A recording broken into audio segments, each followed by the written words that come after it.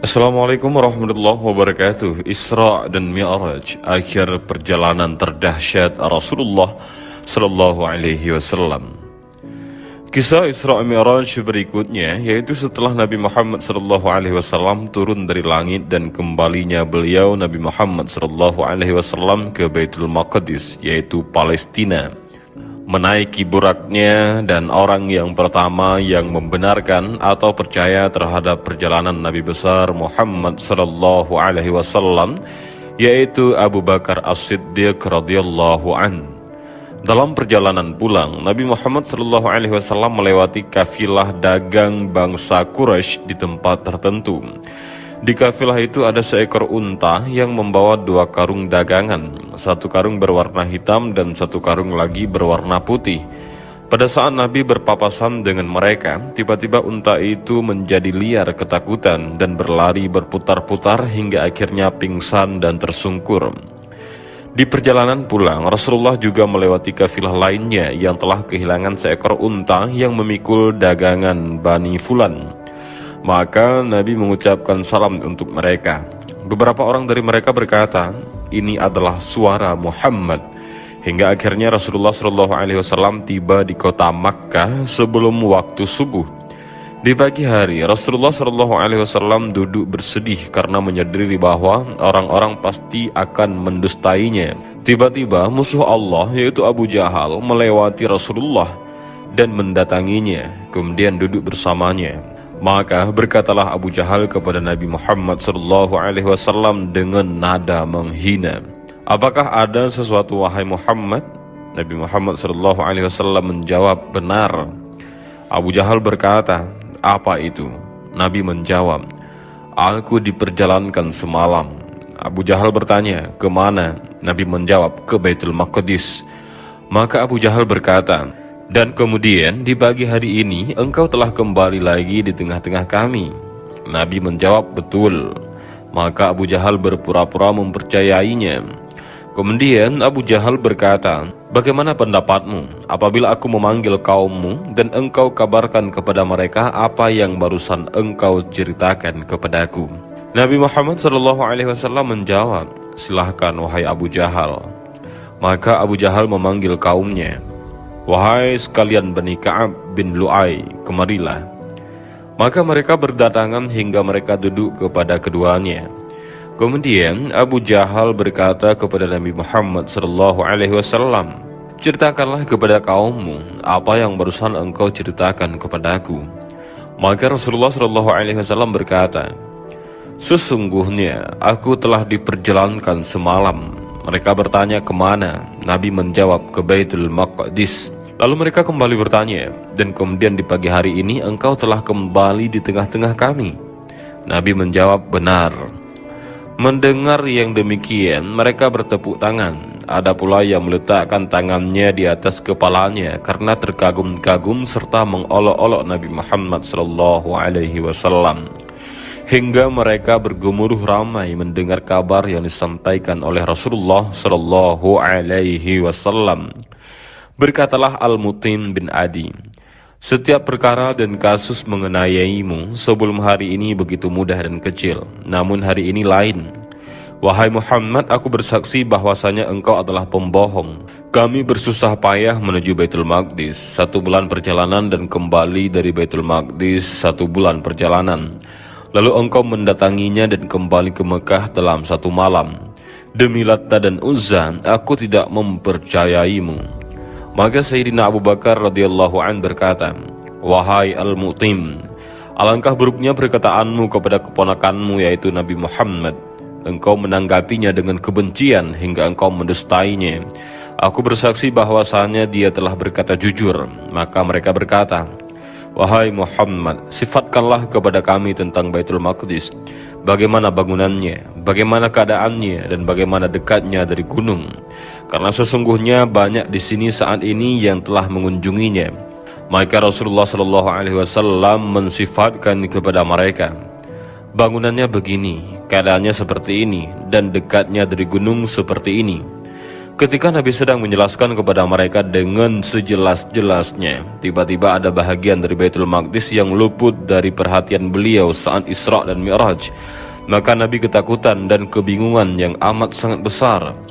Di saat itulah Allah menampakkan kepada Nabi Muhammad SAW Masjid Al-Aqsa hingga beliau menyaksikannya seakan diletakkan dekat rumah Aqil atau Uqal. Orang-orang ketika melihat Nabi kebingungan, mereka mendesaknya dengan berbagai pertanyaan. Berapa pintu pada masjid tersebut? Padahal Nabi Muhammad SAW datang ke Masjid Al-Aqsa bukan untuk menghitung pintunya. Namun setelah Allah menempatkan Masjid Al-Aqsa kepadanya, beliau menjawab pertanyaan mereka dengan lengkap dan tepat.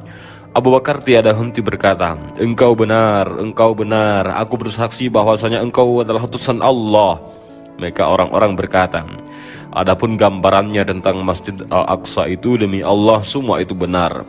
Kemudian mereka berkata kepada Abu Bakar, apakah kamu mempercayainya bahwa dia telah berjalan semalam ke Baitul Maqdis dan kembali ke Mekah sebelum subuh? Abu Bakar radhiyallahu anhu menjawab, iya, sungguh aku mempercayai apa yang lebih hebat dari itu semua. Aku mempercayainya dengan segala kabar langit yang dikabarkan setiap pagi maupun sore hari. Oleh sebab itulah Abu Bakar radhiyallahu anhu dijuluki As-Siddiq. Nabi Muhammad SAW berkata, di perjalanan aku melalui kafilah Bani Fulan di daerah Rauhah, dan mereka semua sedang mencari unta mereka yang hilang. Maka aku berhenti dan menghampiri tempat peristirahatan mereka.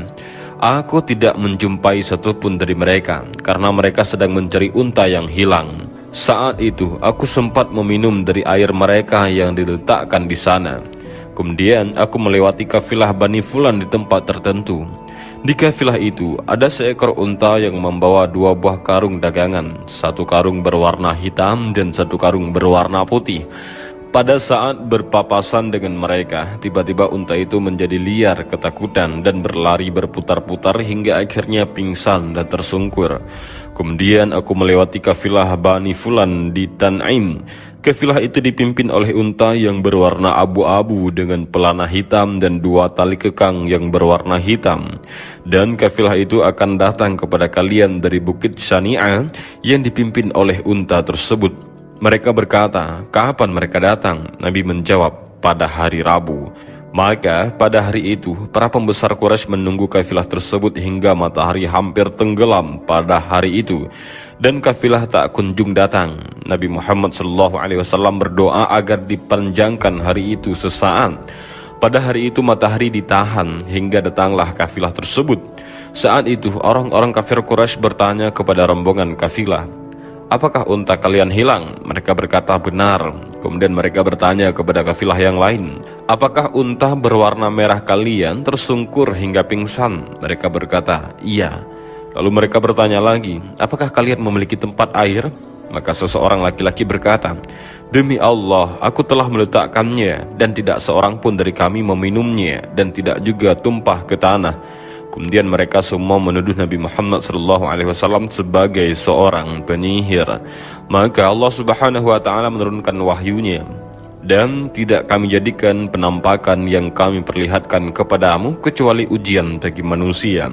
Kemudian Allah Subhanahu wa Ta'ala menurunkan firman-Nya, Maha suci Allah yang telah memperjalankan hambanya pada suatu malam dari Al-Masjidil Haram ke Al-Masjidil Aqsa, yang telah kami berkahi sekelilingnya agar kami perlihatkan kepadanya sebahagian dari tanda-tanda kebesaran kami.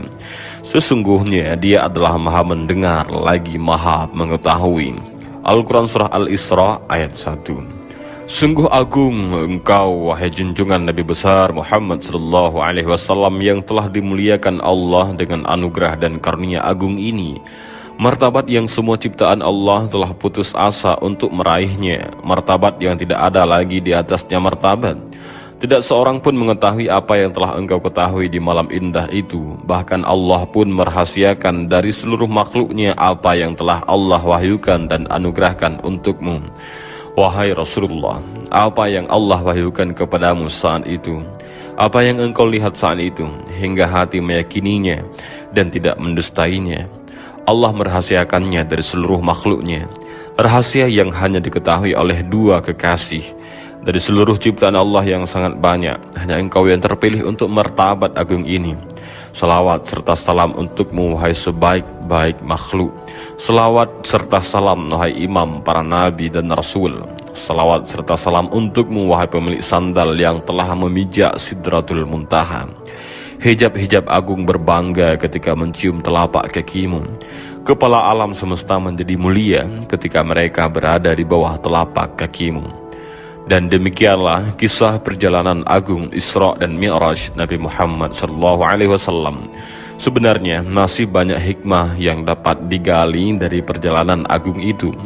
Allah telah menunjukkan tanda-tanda kebesarannya dan bagaimana Dia memuliakan Nabi Muhammad SAW dengan nikmat yang luar biasa. Dan semoga kita termasuk umat yang mencintai Nabi dan dicintai oleh Nabi SAW dan kelak mendapat syafaat dari Rasulullah SAW. Amin ya rabbal alamin. Dan inilah akhir video tentang kisah Isra Mi'raj yang bisa kami sampaikan. Mudah-mudahan dapat hikmah yang bisa kita ambil dari video pertama mengenai perjalanan Isra dan Mi'raj hingga video ini yang terakhir. Mudah-mudahan bermanfaat. Allahu a'lam bishawab. Assalamualaikum warahmatullahi wabarakatuh.